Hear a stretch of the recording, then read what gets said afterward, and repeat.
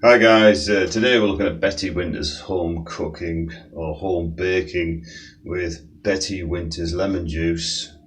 Now this was, we got this for pancake day, but I mean it's just generally used for most stuff.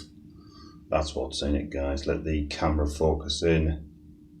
200 mils.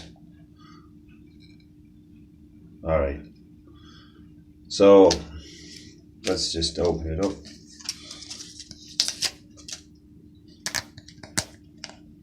Got one of these little catches on it. Alright, so how do we get into this? Yes, there we go. So I'll just pop a bit on this plate. So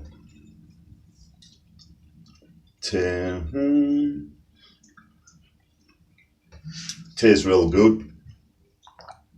I mean, obviously, you know, it's one of them things. I actually saw this in Heron stores.